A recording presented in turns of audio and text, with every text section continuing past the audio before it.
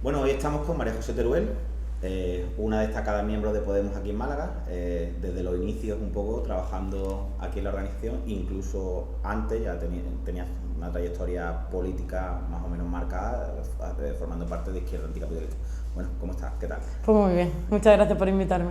Siempre empiezo por un poco información de contexto sobre tu persona, el principio de tu vida. Cuéntanos un poco dónde naces, cómo es tu infancia, juventud, cuéntame. Pues yo nací en El Ejido, un pueblo de Almería. Es un pueblo que no sé si os acordáis de los sucesos que pasaron en 2001, Sí. con la cuestión del enfrentamiento tan fuerte que se dio entre los inmigrantes, que en El Ejido pues superaba, me parece que era un 30 o un 40% del conjunto de la población, y el resto de la población, ¿no? Bueno, grupos en realidad del resto de la población, ¿no?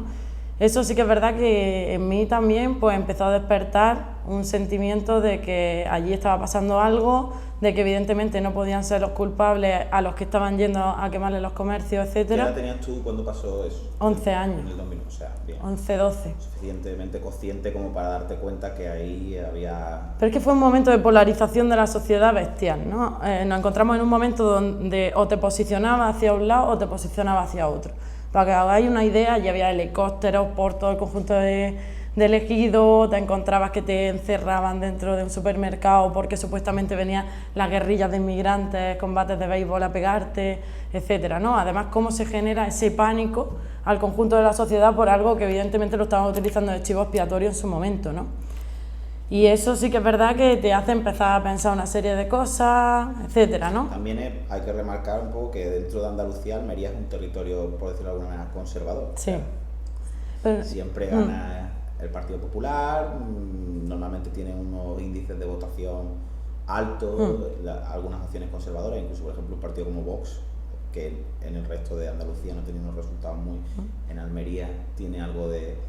Supongo que bueno, eso también te hacía un poco ver cómo se manifestaba ese conflicto, como tú me estabas diciendo, ¿no? Claro, sobre todo lo que sí que División. veíamos era las manifestaciones contra los inmigrantes estaban apoyadas directamente por el PP, montadas por el Partido Popular, etcétera, ¿no? Y cómo engañaban al conjunto de la población, pues haciéndole ver que como chivo expiatorio utilizando a los inmigrantes, ¿no? Ahí, claro, es que el momento de polarización es muy bestia. Nosotros ya a nivel de los institutos, del cole, yo estaba en el colegio en aquel momento, ya los chavales se empiezan a posicionar, ¿no? Y sí que ves como en los momentos convulsos donde pasa algo, la gente empieza a reflexionar, la gente empieza a debatir y empieza a ver qué es lo que estaba pasando ahí, ¿no? ¿Y tus padres y tu familia? ¿Cómo lo veían? ¿Tus hermanos? No sé si tienes hermanos. No, yo soy hija única. Entonces, tus padres, tus Yo tíos... vivía con mi abuelo y mi madre, porque mi padre y mi madre se separaron antes de que yo naciera. Y ahí sí que es verdad que yo siempre venía de una familia de izquierda. Mi abuelo en la dictadura estuvo en el Partido Comunista y siempre hemos tenido una sensibilidad de izquierda en la familia. Pero sí que es cierto que tampoco era un posicionamiento muy claro de salir en manifestación ni nada, pero sí que había una sensibilidad hacia la cuestión de la inmigración, ¿no? El instituto, ¿cómo lo vives? ¿Sigues allí en Almería? Sí, sigo allí en El Ejido. Ahí lo que pasa también es que, bueno, como me decía mi tío desde pequeña, yo era la defensora de las causas perdidas. Y siempre, pues, lo que no era justo, pues, es que no podía callarme por algo que no fuera justo, ¿no? Entonces sí que es verdad que yo empiezo primero con una crítica a la religión, muy importante, también porque mi abuelo era muy ateo, muy ateo. Interesante. Luego empecé con la crítica también con la cuestión de la guerra de Irak. Pues yo tendría 12 años, sí, 12 años ya estaba en el instituto, justo el primer año de instituto, y yo ya me posicionaba en contra de la guerra de Irak. Luego empecé con la cuestión feminista, también mucho, veía un trato diferenciado y eso siempre lo peleé, ¿no? Para que no fuera así. Y bueno, y empecé a forjar un poco mi personalidad en torno a que no me parecían bien las injusticias que veía y que quería cambiarlas, ¿no? Pero lo que sobre todo me pasaba era que me sentía sola, me sentía completamente sola en ese pueblo donde yo intentaba hablar con alguien, nadie comprendía lo que yo planteaba, o sea, yo era casi una loca, o la utópica, lo típico, ¿no? No, bueno, esto ya cuando seas mayor ya se te pasará, etcétera, ¿no? Y ahí pues conocí a uno de mis compañeros, a día de hoy, de uno de mis grandes compañeros, que era profesor en aquel momento en mi instituto. Entonces de repente dije... ¿Qué materia impartía el profesor? Francés, pero no me daba mi clase. Lo que pasa es que yo empecé a conocerlo y tal, y de repente dije, no soy la única persona en el mundo que piensa así, por fin encuentro a alguien. Que le falla en el sistema. Y ya empecé un poco a leer y tal, a hablar mucho con él, y yo le dije cuando yo vaya a Granada, porque yo iba a Granada a estudiar, digo, cuando yo vaya para Granada tú me tienes que llevar algo, yo quiero, lo necesito intervenir, necesito participar y necesito intentar cambiar las cosas. Vale, entonces ahí es donde tú das el paso, terminas el instituto allí en El Ejido y te vas a Granada a estudiar química. Sí. Bueno, cuéntame ya ese paso que fue la llegada a Granada, la universidad, y supongo que eso, como tú ya habías dicho, esta persona que igual tenía capacidad de introducirte ya en ciertos ambientes de movilización política. Cuéntame un poco. Pues yo, imagínate, yo me consideraba en aquel momento anarquista. Yo había leído sobre la CNT en el 36, etcétera, y yo iba con la idea de la CNT del 36, de que yo iba a llegar a Granada y me iba a meter en la CNT y tal. Este compañero, pues de hecho no era su orientación política, ¿no?, la cuestión del anarquismo, pero bueno, él evidentemente dejaba que yo hiciera mi proceso, ¿no? Y ahí pues yo entré directamente en la Asamblea contra la Mercantilización de la Educación, ACME, que era la Asamblea contra Bolonia en aquel momento. La movilización de Bolonia. Pues era una asamblea que venían forjando los compañeros desde que fue el movimiento contra la LOU, y a partir de ahí se siguió formando esa asamblea, y yo llegué de hecho el día de la disolución prácticamente de esa asamblea, ¿no?, donde había un debate fuerte. Yo no me quise posicionar, aunque tenía una posición, porque no quería decantar la votación, era la primera vez que iba, y a raíz de ahí nosotros nos empezamos a plantear que esa asamblea era muy frágil, no tenía unos principios sólidos, y que teníamos que montar algo que tuviera unos principios más sólidos, que fuera amplio, que aglutinara al conjunto de los estudiantes y que sirviera como herramienta para hacer sindicalismo estudiantil, ¿no? O sea, es cuando empiezas a trabajar con la Central Sindical Estudiantil. Ahí, Coordinadora Sindical Estudiantil. La fundamos allí a raíz de una serie de debates con muchos compañeros que venían de la Asamblea contra la Mercantilización de la Educación y bueno, otros compañeros que fueron incorporándose, y ahí tuvimos una serie de debates, y sobre todo lo que para mí hay que resaltar mucho fue el aprendizaje que nosotros sacamos de esa lucha contra Bolonia en la Asamblea, ¿no? ¿Y qué podías destacar, por ejemplo, de eso? Pues nosotros lo que nos dimos cuenta era que nosotros estábamos dando un discurso muy por arriba, un discurso donde nosotros estábamos planteando las instituciones europeas, estábamos planteando el Fondo Monetario Internacional, planteábamos todo en el nivel macro, ¿no? En un nivel que a la gente le podía sonar muy idealista, muy utópico, etcétera.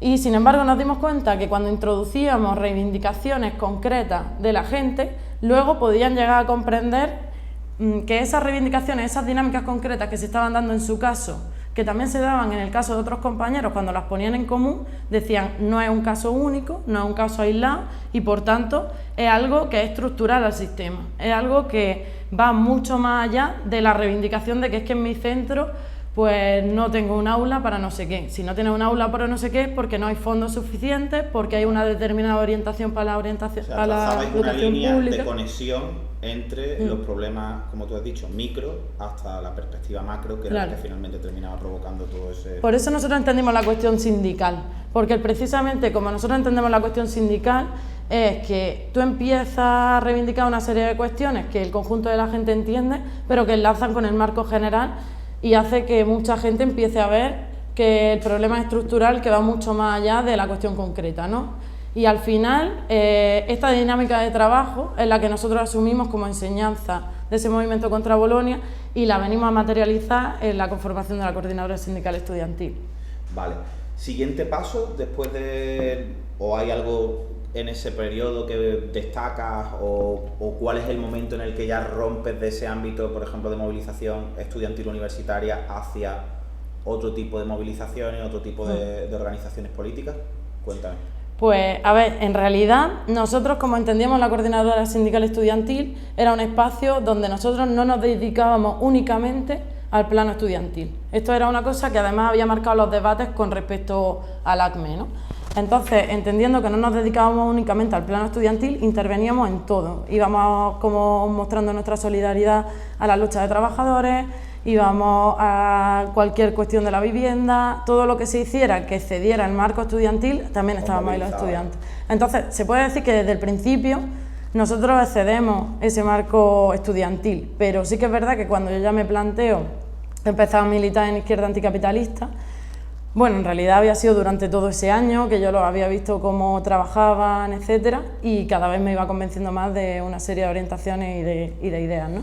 Y ahí es cuando yo ya, en mis primeros campamentos que organizaba la Cuarta Internacional, decido dar el paso de entrar en Izquierda Anticapitalista. Me resulta eso especialmente interesante tu figura porque puedes trazar bien a lo mejor un cuadro o un dibujo de cómo era todo aquello al principio, porque estabas desde el principio en la Izquierda Anticapitalista, el proceso de Izquierda Abierta, allí por Izquierda Unida, pues cómo un poco se forma eso, Izquierda Anticapitalista, cómo era al principio el tema y vamos a ver cómo lo desarrollamos a cómo finalmente... Pues para que te hagas una idea, yo no entro en Izquierda Anticapitalista, yo entro en el Espacio Revolucionario Andaluz, Espacio Alternativo, ¿no? Espacio Alternativo era una corriente que durante muchos años habían alimentado gente que procedía de lo que se puede decir que es nuestro partido histórico aquí en el Estado español, que es la Liga Comunista Revolucionaria. Había estado dentro de Izquierda Unida bastante tiempo conformando, junto con otros compañeros y compañeras, una corriente interna crítica a la dirección de Izquierda Unida, ¿no? Se llamaba Espacio Alternativo. Poco a poco... Roja estaba también por allí? ¿O? Pues si te digo la verdad no lo sé. Sí, me parece a mí que sí, yo recuerdo. Yo no he participado, pero sí siempre he mirado mucho por... Yo no estuve nunca dentro de Izquierda Unida, de hecho nuestra crítica más gorda y primera era hacia la burocracia de Izquierda Unida, hacia la cuestión de que... El aparato del PC todavía... Sí, de que ya entraban en una dinámica institucional y abandonaban el proceso de lucha, ¿no? Eso era nuestra crítica central. Entonces... hay una conferencia extraordinaria donde nosotros decidimos ya fundirnos con el conjunto de la organización y que empezara a llamarse Izquierda Anticapitalista en su conjunto, salvo los territorios de Cataluña, Euskal Herria y Galicia, por la cuestión nacional, ¿no? Vale. Bueno, ¿y qué dibujo era, qué personas te encontraste allí al principio de Izquierda Anticapitalista, que luego han tenido más trayectoria política con Podemos? ¿Cómo era un poco aquel ambiente? ¿Cómo se empezó estructurando? ¿Qué era lo que al principio pedía Izquierda Anticapitalista o por lo que luchaba? Pues como se configura Izquierda Anticapitalista, yo tengo que decir que bajo mi punto de vista sin demasiado debate profundo. Se plantea una orientación donde este periodo, este contexto histórico nos permite conformar partidos anticapitalistas amplios sin que tuviera una perspectiva estratégica clara. Es decir, ¿cómo vamos nosotros a cambiar la sociedad? Evidentemente nadie tiene un libro mágico, ni tiene una fórmula mágica, pero sí que tú tienes que atender a una serie de claves que en definitiva van a definir tu estrategia y luego que todo lo que tú vas haciendo, esas tareas que te vas definiendo, son evidentemente para llegar a ese camino, ¿no? Nosotros lo que veíamos es que cuando se conforma esta idea de partido anticapitalista amplio, que es una forma flexible en cuanto a la perspectiva de futuro y perspectiva estratégica y tal, nosotros queríamos debatir sobre esa perspectiva, nosotros queríamos debatir sobre si era una u otra o si había diferentes y no pasaba nada, pero ponerla sobre la mesa. Yo lo primero que vivo en la organización es que nos cerraron ese debate directamente, ¿no? O sea que desde el principio teníamos una serie de diferencias. ¿Con qué propósito más o menos hay ese cierre? ¿Ellos pretenden constituirse en una herramienta también ya un poco más de corte electoral o es que no tienen claro todavía cómo tú estás diciendo, cómo actuar sobre la sociedad o sobre los problemas que critican, o sea, desde la perspectiva anticapitalista? ¿Qué era lo que realmente hay? Yo creo que hay que entenderlo como una perspectiva europea, porque no es una perspectiva únicamente del Estado español. Entonces, cuando la Cuarta Internacional aboga por esos partidos anticapitalistas amplios, pues se forman prácticamente en todos lados, en Italia, en Francia, aquí, en Portugal, etcétera, ¿no? A vosotros, aquí se abusaba un poco de que erais como una especie de réplica de los franceses. Sí, un poco siempre. Eso se hacía, esa crítica. Y bueno, ¿cómo se soluciona entonces el tema? Claro, esa es la cuestión, que nunca hubo solución a ese debate, ¿no? Y nosotros siempre, quieras que no, los debates iban saliendo, aunque fueran encubiertos, en torno a otras cuestiones. Pues para que te haga una idea, nosotros en esa conferencia extraordinaria defendimos que el nombre tenía que ser Izquierda Anticapitalista Revolucionaria, que no es casualidad que nosotros adoptemos ahora mismo ese nombre, ¿no?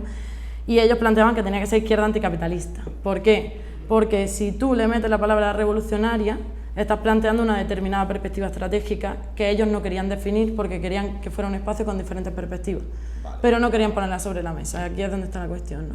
Vale, ok. Y entonces, bueno, en el 2011 más o menos se concreta tu papel en Izquierda Anticapitalista, porque participas incluso en las elecciones, vas de número 3 por Almería, si no me equivoco. Bueno, cuéntame cómo fue esa primera experiencia electoral y cómo llegaste a las listas, cómo fue el proceso. Bueno, nosotros, lo que también yo quiero explicar un poco es cómo entendemos nosotros la cuestión electoral en un momento dado, y sobre todo cuando nosotros sabíamos perfectamente que no teníamos capacidad de ganar las elecciones y que no teníamos la capacidad de llegar a las masas ni a un público amplio, ¿no? Nosotros, como nos planteamos esa dinámica electoral, tenemos la capacidad de dar una serie de mensajes que no se van a poner sobre la mesa si no estamos nosotros participando de esas elecciones, y esos mensajes sabemos que no van a llegar al conjunto de la sociedad, pero que al menos en círculos más pequeños sí se van a poner sobre la mesa, ¿no? Entonces nos permitía también pues, una dinámica donde nosotros conocíamos más gente, porque sí que entendemos que en los procesos electorales la gente está más atenta a las cuestiones políticas, etcétera, ¿no? Y en definitiva era cómo nosotros podemos lanzar un mensaje y que gente que no pueda ver los mensajes que están lanzando los otros partidos se sienta por lo menos que está votando con legitimidad a alguien que le representa, ¿no? Y por otra parte, pues esa capacidad que pueda tener luego en el nivel micro de ir organizando a la gente, etcétera, ¿no? Y bueno, ¿qué compañeros te encontraste en aquel 2011 concurriendo, aparte de por Almería, por Cádiz, por Sevilla, Málaga, Granada? Bueno, claro, yo en cuanto llegamos, de alguna forma tampoco es que seamos un partido súper numeroso, entonces prácticamente nos conocemos todos y todas, ¿no? Claro, yo a las primeras personas que conocí de la organización fueron a 3 compañeros, Rubén, Javi y Ale, y luego la siguiente que conocí fue a Teresa Rodríguez. De hecho, estuve en Cádiz y tal, y me la presentó el otro compañero, ¿no? Pues bueno, luego ya voy a los campamentos, allí me encuentro pues, a Miguel Urbán, a Jaime Pastor, a todos los compañeros y compañeras de otros territorios, ¿no? Pero claro, en ese momento tampoco había nadie conocido ni nada por el estilo, ¿no? Hablábamos todos en plan... Ahora que has hablado de los campamentos, ¿cómo funcionan normalmente las jornadas de verano que suele hacer Izquierda Anticapitalista? Bueno, y que vosotros ahora con Izquierda Anticapitalista Revolucionaria vais a hacer también una aquí en Málaga. Cuéntame un poco. Bueno, había allí 2 espacios. Uno que era la Universidad de Verano de Izquierda Anticapitalista, que la hacen todos los veranos, y que bueno, es un espacio donde se invita a organizaciones de distinto tipo, se invita a que vayan simpatizantes, que vaya gente que le interese, y se hacen formaciones, talleres, también cosas lúdicas, etcétera. Los campamentos están más bien dirigidos a jóvenes, los organiza no Izquierda Anticapitalista, sino la Cuarta Internacional, y va gente pues, de muchos países, sobre todo jóvenes. Y bueno, una dinámica pues similar.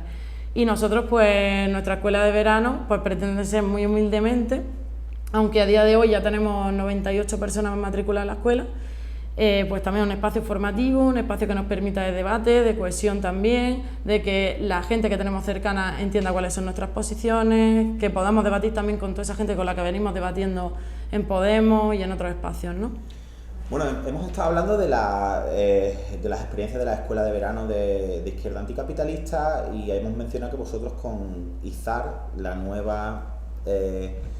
nuevo movimiento organizativo que teníais que os habéis visto un poco impulsados a hacer por el tema de la expulsión de anticapitalistas, tenéis una escuela de verano este mes en Málaga.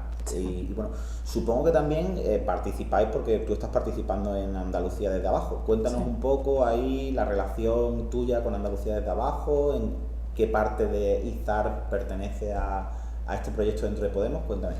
Bueno, pues lo que pasa un poco también, como se da en lo concreto la ruptura, bueno, que en realidad es una expulsión a las claras, es cuando nosotros planteamos que no estamos de acuerdo con el pacto que querían firmar, que de hecho se materializó entre Teresa Rodríguez y Pablo Iglesias de cara a las andaluzas, ¿no?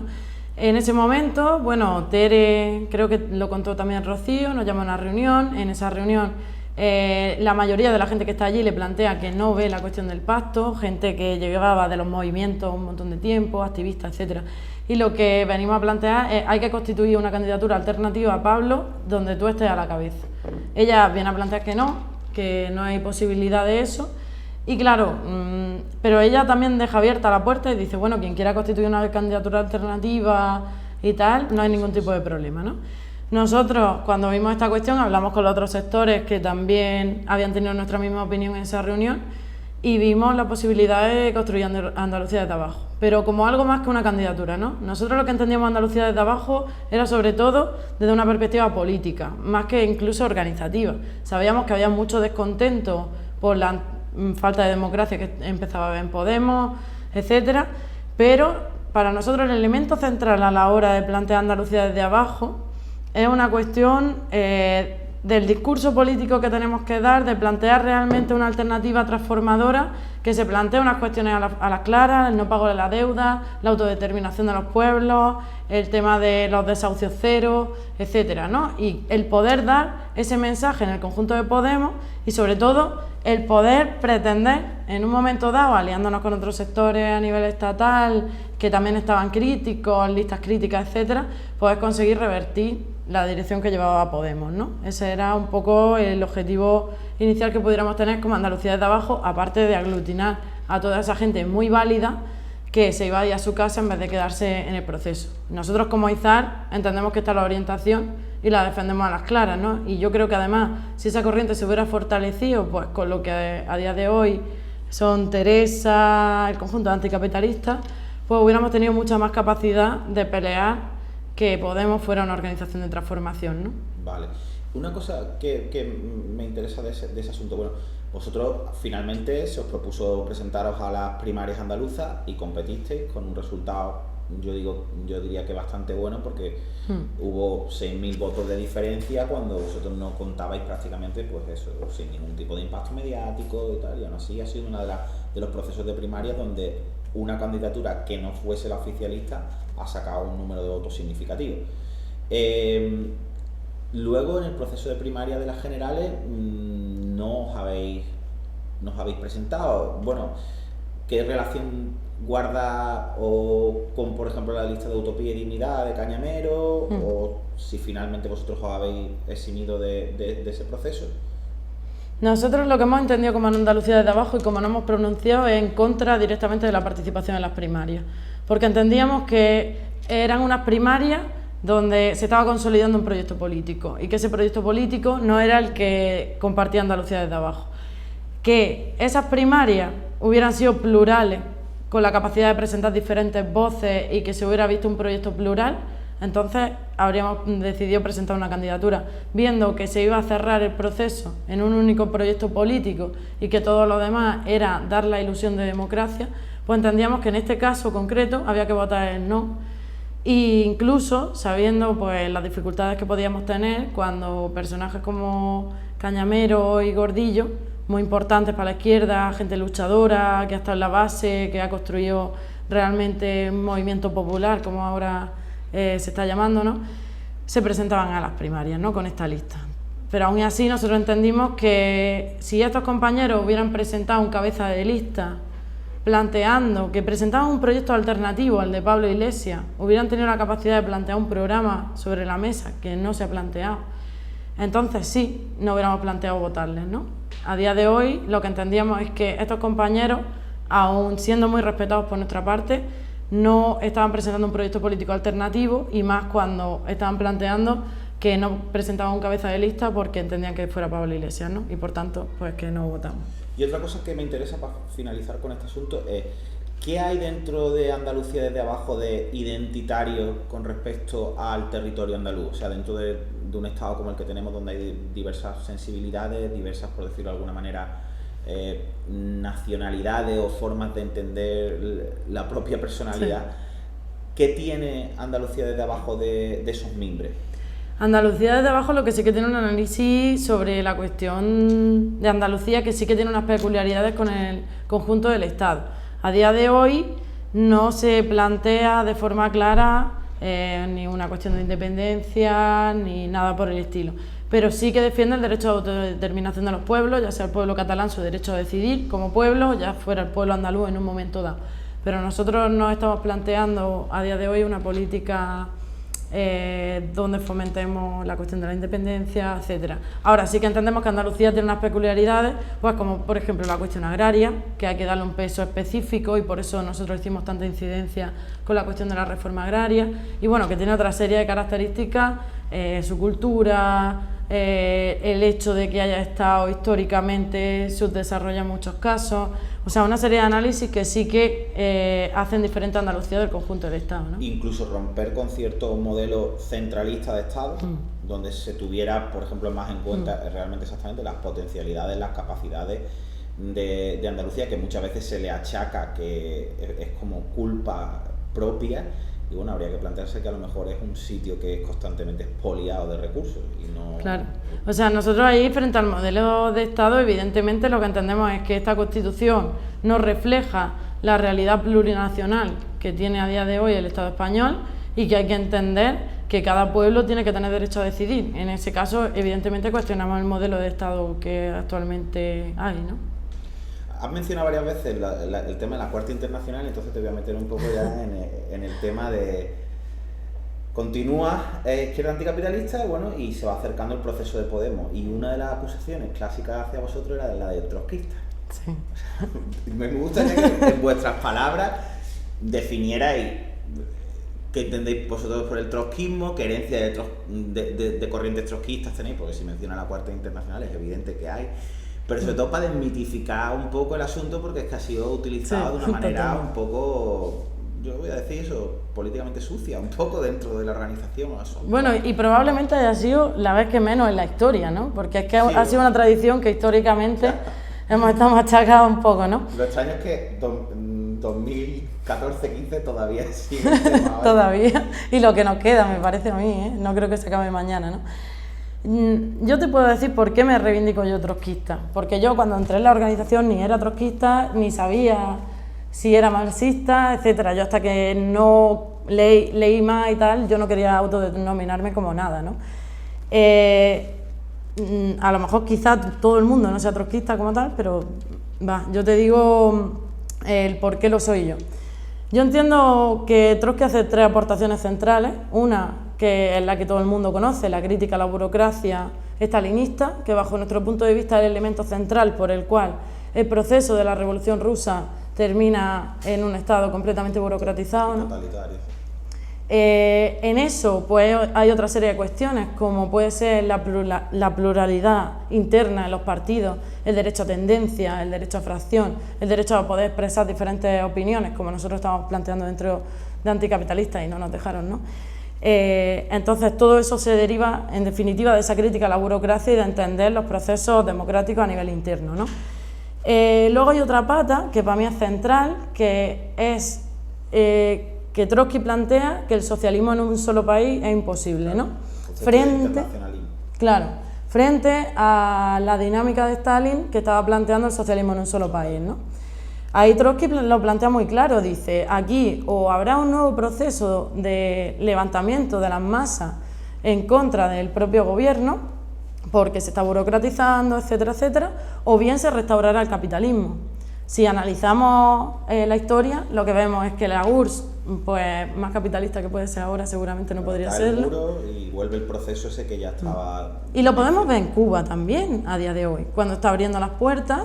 En definitiva, no es otra cuestión que restaurar el capitalismo, porque no ha tenido la capacidad de tener un proceso popular que pueda tumbar el ejército, el gobierno y superarlo, ¿no? El trotskismo define claramente que la estrategia del comunismo de un solo país, finalmente, pues claro, quedas aislado, el cinturón capitalista te asfixia, hasta que finalmente cae y vuelve a entrar el proceso del capitalismo en totalmente. tu país. Y en un tercer elemento, para mí estaría la cuestión del programa de transición.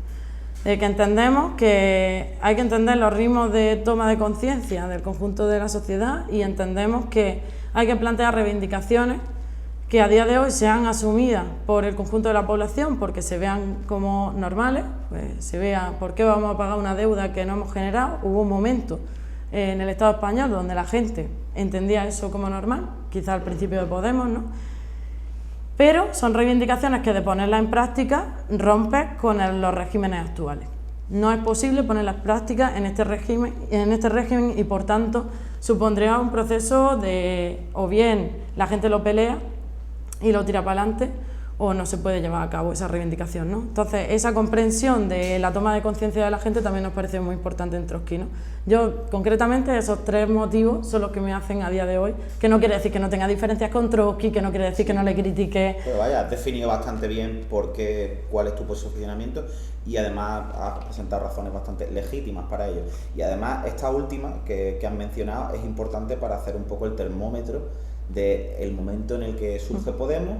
Y como, por ejemplo, tú lo has mencionado bastante bien, había un momento, hace 1 año y medio, después de una ebullición social y de una reivindicación desde la calle y desde la sociedad sobre unas determinadas cuestiones que hacían ver que, por ejemplo, el tema del no el pago de la deuda era de pronto algo aceptado y parece que legítimo y que entraba dentro de la mente de muchas personas. Bueno, ¿qué pasa entonces? Como cuando se crea Podemos, estamos en ese estado.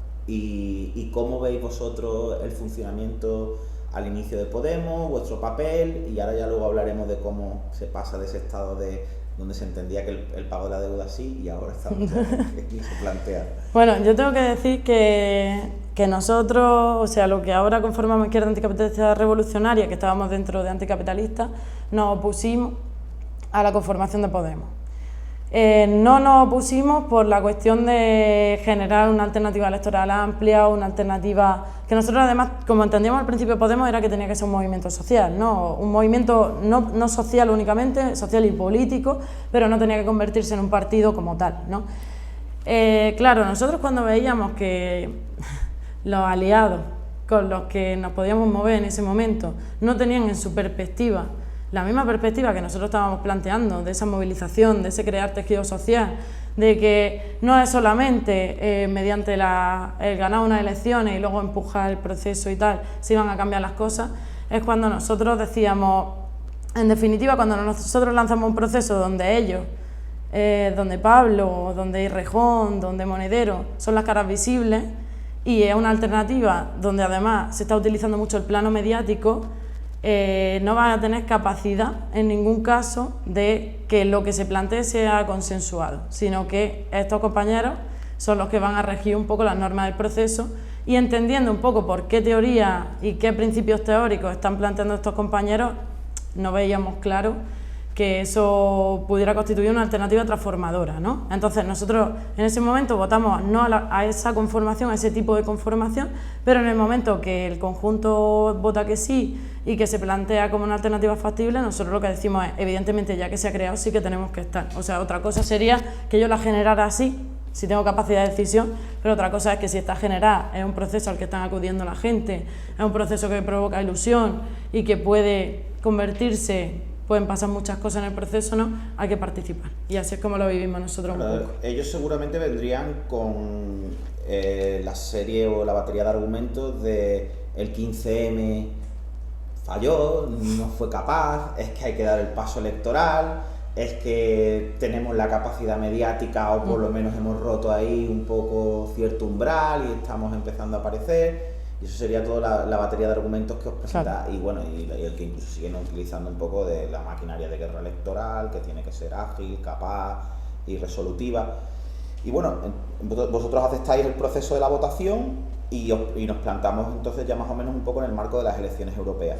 Sí. ¿Cómo lo vives tú aquí ya en Málaga? Porque aquí en Málaga empieza a conformarse un poco ya el nodo de Podemos aquí en la ciudad.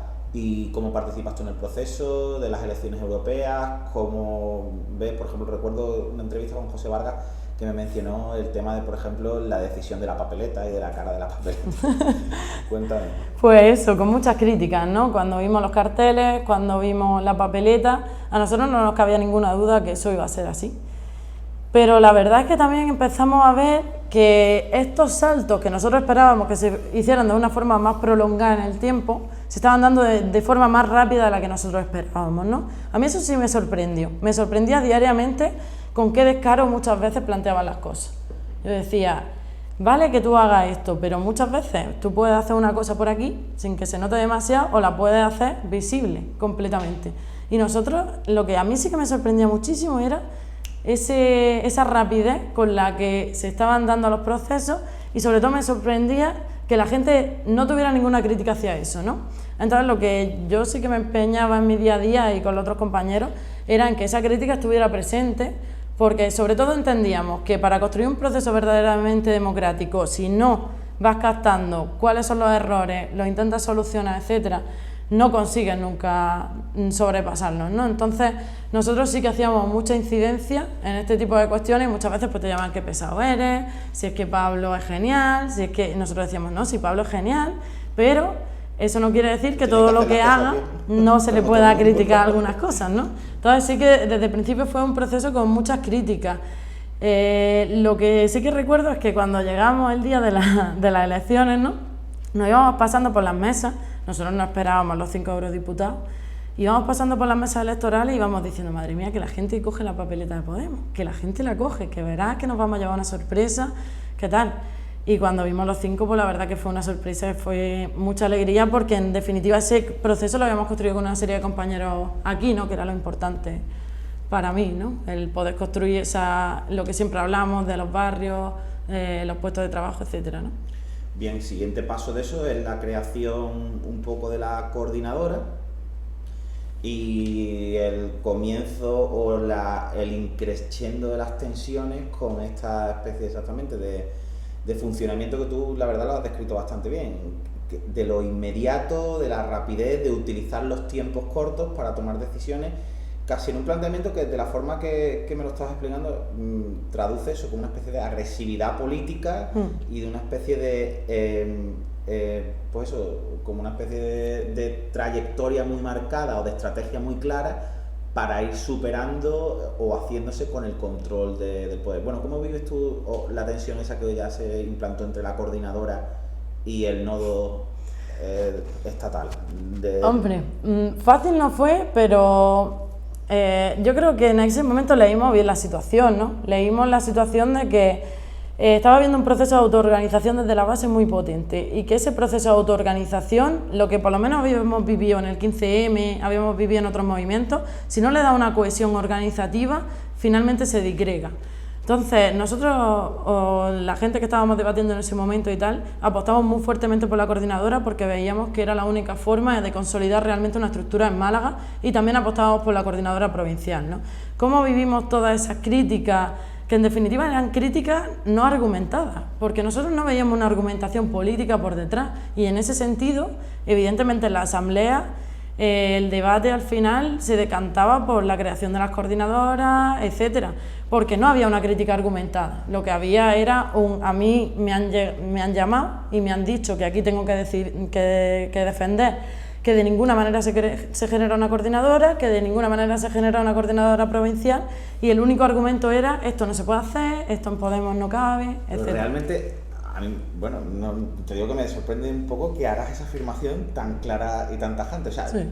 Había personas de los que vosotros teníais casi la sensación, o ya te voy a decir hasta la claridad de argumento, de que venían simplemente a decir, mira, yo he venido aquí a deciros que esto está mal porque me han dicho que esto no lo debéis de hacer así y hay unos ciertos intereses que yo tengo aquí que defender y que si defiendo pues bueno, pues sin ir más lejos, en uno de los últimos encuentros provinciales llegó Sergio Pascual y la intervención fue: esto no es legal en Podemos, esto no se puede hacer y esto, bueno, habrá que ir avanzando, pero por aquí no, ¿no? Entonces, claro, pero desde el principio teníamos otros personajes que sí que aparecían en el mismo sentido, ¿no?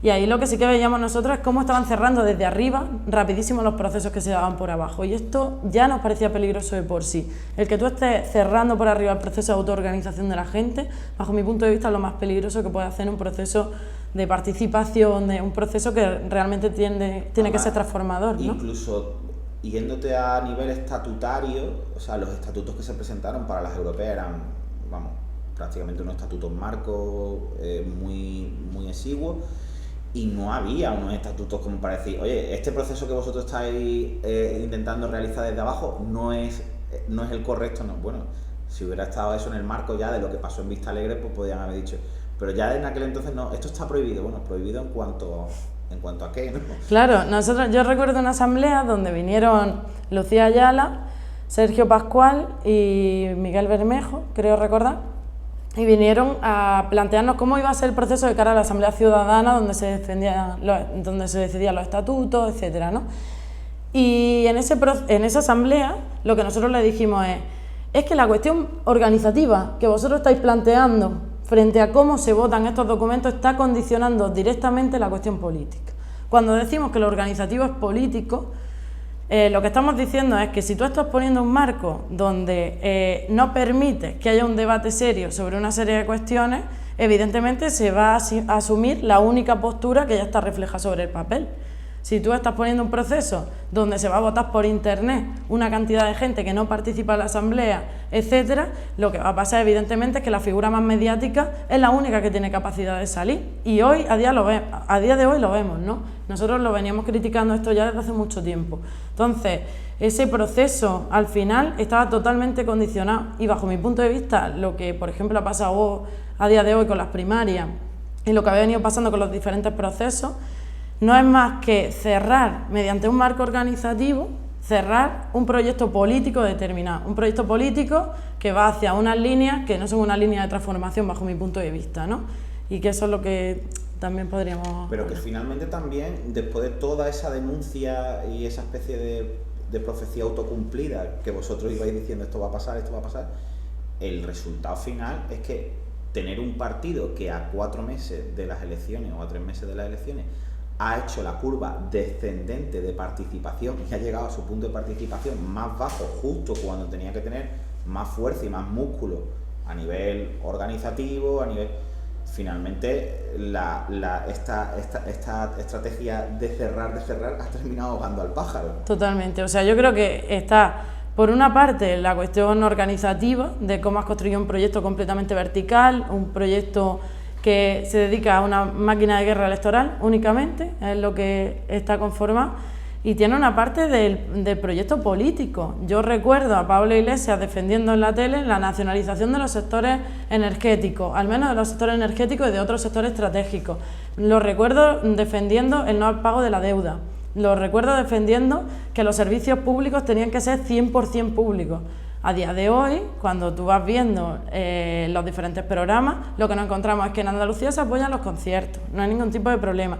En el programa andaluz, que es el que más conozco, a ver si me entiendes, no se habla de deuda, pero ni de reestructuración, ni de auditoría, ni de nada. No se habla de deuda, se habla de auditoría de la gestión de la Junta, que es muy diferente a la deuda. Y no se habla de toda esta serie de cuestiones. Al final, lo que tú estás viendo en ese proceso es como una perspectiva determinada, que era la que nosotros veníamos viendo, una perspectiva de tenemos que ganar las elecciones a toda costa, te estaba condicionando que la estructura se forma de una forma vertical y que evidentemente cuando un proceso tan rápido la gente se desilusiona, se desencanta y no tiene forma de ocultar un poco que la deriva ha sido tanto en lo político como en lo organizativo, pues es un giro a la derecha, ¿no? Sí, un poco totalitaria, en cierto sentido se le han visto ciertos rasgos totalitarios. Y por ejemplo, ¿tú qué dirías de... hay una justificación, un argumento que ponen ellos encima de la mesa, que bueno, pues toda esta especie de estrategia está fundamentada en que vamos a ganar más votos por la centralidad del discurso, la transversalidad y llegando a un votante de corte medio con un tipo de preocupaciones distintas al votante de izquierda. ¿Y qué pasa si finalmente no se ha compensado porque has perdido al votante de izquierda, que también es votante? Vamos, a fin de cuentas, porque parece, estamos llegando a unos puntos en que parece que el votante de izquierda ya ni es votante siquiera. Sí, totalmente. Bueno, a mí me parece que cuando tú no te planteas una perspectiva de transformación, en definitiva terminas dando bandazos si hace falta para conseguir lo que te estás planteando, que es ocupar las instituciones, ¿no?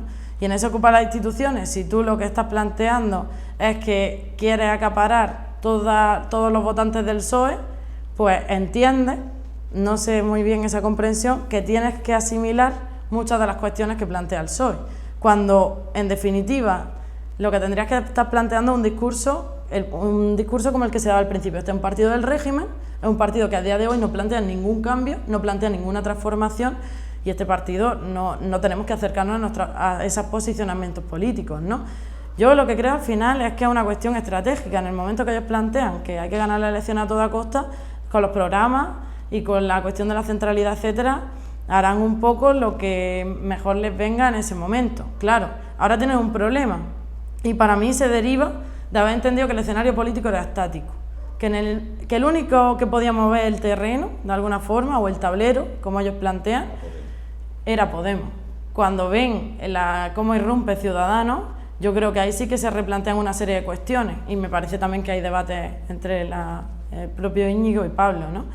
Y en ese planteamiento, cuando al final terminan decidiendo hay que girar la centralidad, pues a mí ya incluso en el terreno electoral me parece una mala táctica, porque evidentemente ese voto ya te lo está planteando otras iniciativas, ¿no? Campo contrario, es como... Pero aún así, para mí la cuestión es más profunda. O sea, para mí ya no es si puedo abarcar o no puedo abarcar el ganar unas elecciones, o sea, puede ser una buena o una mala táctica electoral, pero incluso si fuera una buena táctica electoral, lo que yo me planteo es, ¿tú has conseguido elevar un poquito el nivel de conciencia en esas elecciones? ¿Tú has conseguido lanzar un mensaje que abra una serie de debates en la sociedad que permitan avanzar al conjunto de la gente trabajadora?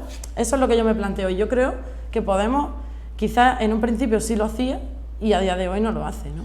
Claro, pero es que además entra dentro de la cuestión que habíamos planteado, o sea, ¿por qué tengo que perder al electorado de izquierda, que a lo mejor, como tú dices, tiene un grado mayor de concienciación con ideas de progreso, cambio, y la táctica es dejar a ese electorado de lado e irme a por el votante de centro-izquierda, cuando lo que tengo es que convencer al votante de centro-izquierda que tiene que replantearse determinadas cuestiones de la sociedad en la que vive, para que se dé ese cambio, no ir a darle lo que él me dice que quiere. O sea, supongo que es verdad que es como siempre la elección entre el camino fácil y el difícil. El fácil es corto, rápido y da una satisfacción momentánea, y el largo pues es más difícil, más complicado, lleva más tiempo, pero no tiene una satisfacción que perdura. Yo de todas formas, yo tampoco creo que los procesos sean siempre ascendentes de forma lineal. Yo creo que hay momentos donde hay un salto, etcétera, ¿no? La cuestión está en quién dirige esa organización, qué está planteando. Si esa dirección está haciendo que la gente vaya planteándose cosas que están más en la transformación, más en la izquierda, o si esa organización es la propia organización la que hace que el conjunto de la gente empiece a decir que hay ciertas cosas que son una locura. Yo recuerdo la gente por la calle planteando, es que el PP y el PSOE son lo mismo, es que el PSOE es completamente gestión del sistema que tenemos, del régimen del 78, etcétera, y a día de hoy la gente te dice, no, pero es que para que salga el PP hay que pactar con el PSOE.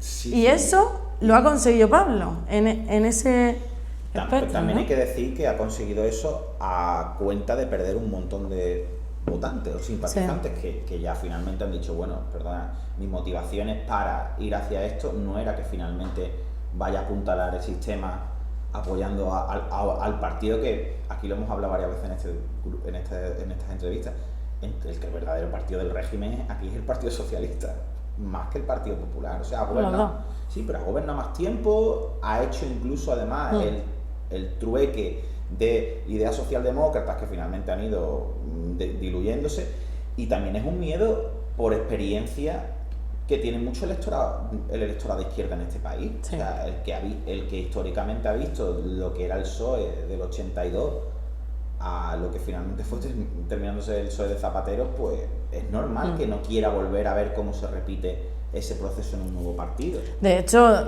cuando hablas con muchos de los compañeros y compañeras que vivieron aquel proceso, que a día de hoy o se han acercado o a Podemos o han seguido militando todo este tiempo, ¿no? Ellos te lo dicen, que ven muchas similitudes con el proceso que se dio en su momento con el PSOE, ¿no? Y toda esa ilusión también que había generado, como al final se convierte en un batacazo, ¿no? Yo lo que pienso en definitiva es que las instituciones tienen un límite. Cuando nosotros nos planteamos que queremos transformar el sistema, únicamente mediante la cuestión de las instituciones no vamos a ser capaces de darle la vuelta. Y para mí se ve muy claro al día de hoy, pues también pues, la candidatura a Unidad Popular, por ejemplo. Nosotros vemos cómo ha sido una victoria que ahora Madrid haya ganado las elecciones, la cuestión de Barcelona y la cuestión de Cádiz, ¿no? Pero a día de hoy, ¿qué es lo que nos encontramos con esas iniciativas? Pues que incluso queriendo llevar a cabo una serie de propuestas, etcétera, al final las terminas echando para atrás, ¿no? O sea, lo vemos en Madrid, a día de hoy no se ha parado ningún desahucio desde el ayuntamiento, ninguno. Hoy han parado la venta de una vivienda y tal, pero no han parado ningún desahucio. Cuando se plantea la cuestión de Alfón, por ejemplo, dicen que están de acuerdo con la sentencia del juez, cuando era un claro caso de represión hacia un activista, ¿no? Hay una serie de cosas que nosotros vemos que no se están acompañando en los procesos de lucha y que para nosotros eso es central de cara a tú poder transformar las cosas. En Barcelona estamos viendo que hay una ambigüedad muy grande con respecto a la cuestión de la independencia por parte de la candidatura de Ada Colau, ¿no? Vemos también en Cádiz, pues se ha intentado también parar un desahucio. Kichi estuvo en la puerta del desahucio y lo planteó en un plano institucional, y vemos como si no tiene ese agarre social, si el conjunto de la gente no entiende que eso hay que llevarlo adelante, únicamente con la institución no se puede hacer, ¿no? Y para mí es cómo generamos esa base, y sí nos podemos apoyar en lo institucional, cómo generamos esa base para, en definitiva, apoyar las propias políticas que se puedan hacer desde ahí, o para construir un contrapoder que pueda darle la vuelta a esta cuestión. Pero y esta pregunta entonces es importante, ¿qué sucede entonces? O sea, ¿qué sucede si, vale, vamos a entrar ya en la situación real en la que se haya construido más o menos conciencia, en la que más o menos el nivel de concienciación es el que hay? Se sube a las instituciones, o se llega a las instituciones. ¿En qué momento desde las instituciones, o incluso desde esas organizaciones que han conseguido el poder, ahora Madrid, como Cádiz, si se puede, no se dice, oye, compañeros, ¿qué ha pasado? ¿Por qué habéis bajado los brazos? ¿O qué habéis pensado? ¿Por qué no seguís extendiendo el grado de concienciación social? Porque que estemos aquí simplemente no, ya vemos que no es toda la solución. ¿Cómo ves tú ahí que debería actuarse, o qué es el trabajo que...? Yo creo, en primer lugar, que tal y como se ha planteado, o sea, yo estoy de acuerdo con la cuestión de la confluencia de la Unidad Popular, pero pienso que lo que se ha planteado a nivel de Barcelona, Madrid, no ha sido un proceso de unidad popular. Lo que pienso es que ha sido un proceso de pues llegar a acuerdos entre cúpulas, pues de Izquierda Unida, de Podemos y ECO, por ejemplo. Claro, se puede plantear que ha sido un proceso de una candidatura de unidad popular, pero bajo mi punto de vista no es real que haya sido una unidad popular como tal. Me parece que ha sido, porque además se analiza, sí que ha habido candidaturas de unidad popular en otros sitios, pero precisamente las que han ganado son las que han tenido el respaldo de los dos aparatos más potentes, ¿no? Sí. Y me parece que esto es muy importante a resaltar, porque tendremos que ver también cuál ha sido la trayectoria, por ejemplo, de Izquierda Unida en las instituciones, si ha sido una trayectoria de pelear las cosas hasta el final, o si ha sido una trayectoria al final de gestión, ¿no? Entonces, yo no espero que gente que en su línea política y de forma histórica han tenido una política principalmente, y no quiero decir la base, estoy hablando de la dirección, principalmente de gestión, yo no espero que vayan a desarrollar una política diferente en las instituciones por el hecho de haber ido con una candidatura de unidad popular. Eso punto uno. Y punto dos es que sin una movilización sostenida en la calle, sin el pueblo organizado y planteando esto es lo que queremos llevar adelante y lo vamos a llevar a cabo sí o sí, no te permite. O es que Kichi no quería parar el desahucio, Kichi quería parar el desahucio, no lo pudo parar. No es una cuestión de voluntad en ese caso, por ejemplo, pero es una cuestión del límite institucional que nos marcan, ¿no? No sé qué lo decía, pero decía, si el sistema se pudiera cambiar a través de las elecciones la habrían prohibido hace muchísimos años, ¿no? Entonces yo creo que ahí tenemos que ver también cómo se combinan ambas cuestiones, ¿no? Y tampoco analizar estos procesos como únicamente la voluntad o no voluntad de los concejales o de la gente que está ahí, que en muchos casos puede ser gente con muy buenas voluntades, etcétera, ¿no? Yo lo que veo al fin y al cabo, y cuando ves la cuestión griega también, es ese límite que te marcan las instituciones desde arriba y que no puedes sobrepasar, ¿no?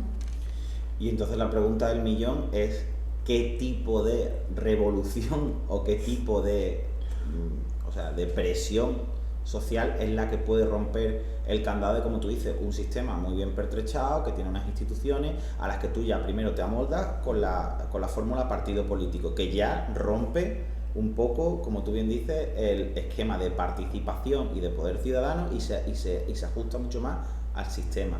Y ahora esos partidos entran en el sistema y, como tú dices, aunque tengan la voluntad, pues hay un marco legal, hay un marco institucional que finalmente, aunque se tenga la voluntad y con una mayoría, pues no. Yo creo que hay que distinguir lo que es ganar las elecciones de tomar el poder. Para mí son dos cosas completamente diferentes, ¿no? Una cosa es que tú hayas ganado las elecciones, pero tú tienes un marco limitado, tú no tienes la capacidad de hacer lo que quieras, ¿no? Y otra cosa es tomar el poder. Para mí, ni Barcelona, ni Madrid, ni Cádiz, a día de hoy tienen el poder y se está viendo en el propio límite que tienen. Tú dices, ¿cómo podemos generar esos procesos? Yo lo he visto incluso en años de vida mía, cuando he visto los procesos que se han dado en las revoluciones árabes, por ejemplo, que es cierto que no han llegado a transformar, pero porque no había una alternativa clara que pudiera plantearse como alternativa para la gente, y al final se han restaurado los propios partidos del régimen, etcétera. Pero hay un proceso de ruptura. Estamos viendo además a día de hoy pues que China ya está entrando en una crisis importante y que se empiezan a dar procesos por ahí que veremos a ver por dónde acaban.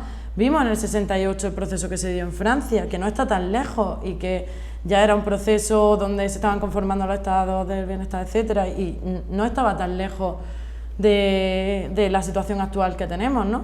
Yo creo que sí que había muchos momentos, y creo que el 15M, si hubiera tenido gente organizada previamente y pensando en cómo se transforman las cosas, pues otro gallo no hubiera cantado, bajo mi punto de vista. Incluso yo hay gente que desprecia un poco el momento post-15M, pero yo pienso que en el momento de asalto al Congreso las cosas estaban mucho más en ese punto, y realmente lo he dicho varias veces aquí, ahí sí que veía yo temblando a más de uno y diciendo, hostia, esto se va de las manos. Y es que de pronto surge Podemos, y es que ese momento que era el de mayor incidencia con respecto a esa vía que tú dices de toma del poder, o por lo menos ya de cuestionamiento mucho más fuerte, se desinfla. Bueno, yo creo que son varias cosas. Yo creo que el retroceso de la movilización empezó antes de Podemos. Yo sí que creo que había un pequeño retroceso de la movilización, que no un reflujo generalizado, porque a mí me parece que estamos en un momento de crisis, una crisis tan importante, tan profunda, que salir de esta crisis para los capitalistas no va a ser sencillo a día de hoy. Es una crisis, yo creo que de cambio de estructura, ¿eh? O sea, la gente tiene que empezar a concienciarse de que lo que intenta imponer el sistema ahora son unas condiciones mucho peores a nivel estándar de las que había hace.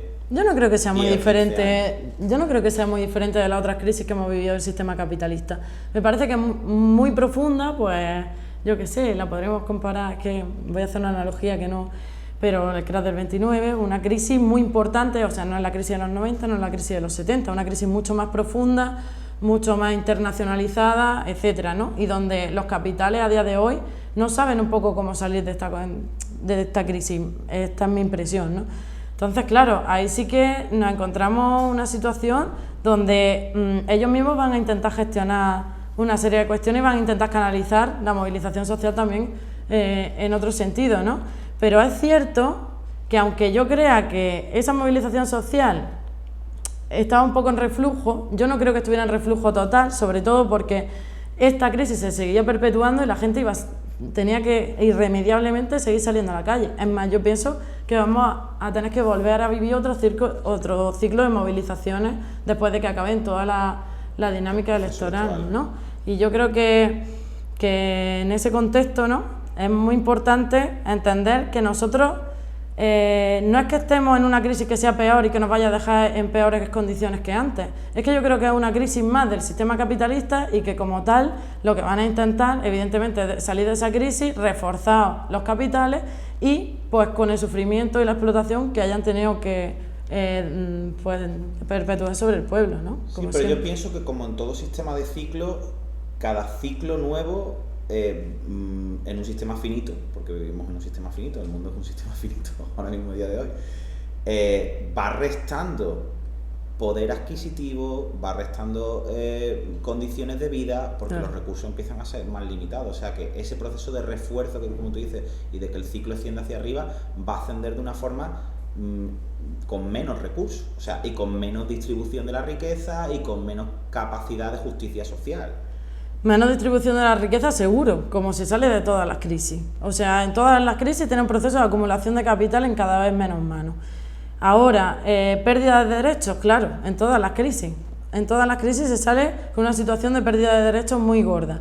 Ahora, la cuestión está en si los mercados, a día de hoy, si los capitalistas tienen la capacidad de reflotarse de forma sencilla. Yo creo que la venta de los servicios públicos que lo venían planteando mucho antes de que hubiera crisis, los tratados de Maastricht, el Tratado de Lisboa, a nivel europeo, ¿no? Por ejemplo, todo esto viene de lejos, y esto es pues simplemente el plantearse, nosotros tenemos que abrir nuevos mercados porque no tenemos ya forma de invertir capitales, tenemos que abrir un nuevo mercado, y eso lo hacemos con los servicios públicos. Eso era algo que antes evidentemente no se podía perder porque no lo tenía, ¿no?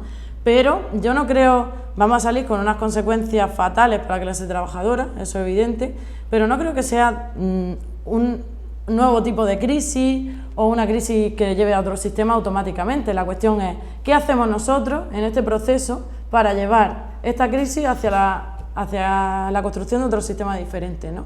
Y eso creo que está en nuestras manos, en definitiva, ¿no?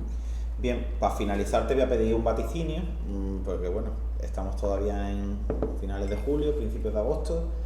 ¿Cómo ves el tema de las elecciones? ¿Qué crees que va a pasar? Bueno, yo creo que... Hace falta que aciertes, vaya. Yo creo que el escenario que se configura a día de hoy, que es muy cambiante, a lo mejor cuando lo analicemos mañana, el escenario que vemos se configura de otra forma, ¿no? Yo creo que a día de hoy, como se configura un escenario donde no vamos a tener mayorías electorales, yo creo que esto hoy y mañana lo podríamos analizar igual, y donde, por tanto, va a haber partidos bisagras. Yo creo que se pueden dar varios escenarios, y me estoy tirando mucho a la piscina, ¿no? Uno, de un posible pacto PP-Ciudadanos, que en principio es el escenario que me parece más alejado, y el escenario que me parece más factible es un tipo de pacto de Podemos con el PSOE, ya sea en el plano de voto a una investidura o ya sea en el plano incluso de pacto de gobierno. Yo creo que eso es lo que vamos a tener de cara a las generales. Y claro, evidentemente esto hace plantearse si nosotros, Podemos, y los compañeros y compañeras que estamos debatiendo en la base de Podemos, tenemos que plantear que esta es la alternativa, ¿no? Esta es la alternativa, una alternativa que en definitiva puede terminar votando al PSOE para que constituya un gobierno, que ya hemos visto un poco de lo que va. Es una alternativa donde te sale Rejón planteando que ya Podemos no se plantea la reestructuración de la deuda, porque en principio decíamos no pago de la deuda, después reestructuración, y ahora ya ni siquiera reestructuración. Donde van aún más allá, vienen a plantear que los europarlamentarios de Podemos tendrían que estar votando el rescate griego, que bajo mi punto de vista esto ya es casi una política imperialista. Y en ese marco, bajo mi punto de vista, si no tenemos la capacidad de entre todos debatir y pensar qué tipo de candidatura tenemos que construir entre todos, y para mí eso pasa por una candidatura de transformación, con una serie de reivindicaciones de ruptura, etcétera, pues habrá que plantearse, tener un debate conjunto, etcétera, y ver qué se hace para las generales.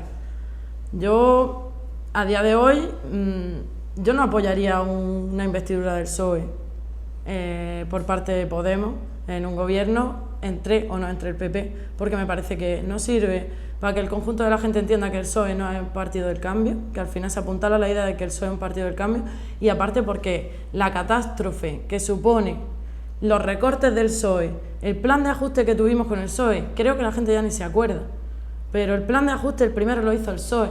Tuvimos recortes, en Andalucía llevamos teniendo recortes históricamente. Me parece que no es una perspectiva que gente que se plantea una transformación tenga que apoyar. Entonces, ¿crees que hay tiempo para que realmente se abra ese debate o para que haya un cambio de posicionamiento, para que finalmente no se suelten declaraciones como si yo no soy la lista más votada, no formaré gobierno con el Partido Socialista, y no estoy diciendo que lo apoyaré o no lo apoyaré en una investidura? A mí es que lo que me parece es que la cuestión griega marca un punto de inflexión, bajo mi punto de vista, porque tú ya declaras abiertamente qué es lo que tú harías si estuvieras en un gobierno.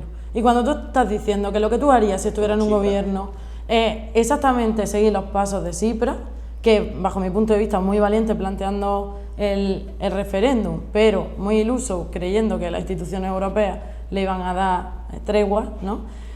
Cuando tú planteas que vas a hacer exactamente lo mismo y planteas que tú al final terminarías pagando la deuda con todo lo que eso conlleva, en definitiva lo que estás planteando es que la gestión del sistema es posible, que lo que había es una mala gestión y que por eso hemos llegado hasta este punto y que no hay una causa estructural detrás. Si tú lo que piensas es que es la gestión del sistema lo posible, evidentemente va a plantear que lo único que puede hacer es lo que hace Cipre. Si lo que nosotros entendemos es que hay que superar un sistema que lo único que genera es explotación, etcétera, evidentemente vamos a plantearnos que tenemos que ir un paso más allá. Y para mí, a día de hoy, Podemos no constituye esa alternativa, no lo constituía desde hace tiempo y creo que, por desgracia, con toda la ilusión que ha generado y con todas las potencialidades que tenía el proceso, no creo que las cumpla de cara a las generales, ¿no? Pues bien, has hecho un vaticinio bastante claro y bueno, ha sido un placer. La verdad es que hemos tenido una conversación bastante política. Otras veces tenemos unas entrevistas más personales, pero está muy bien, tiene un discurso político fuerte y potente. Pues nada, muchas gracias. Muchas gracias a ti. Venga. Hasta luego.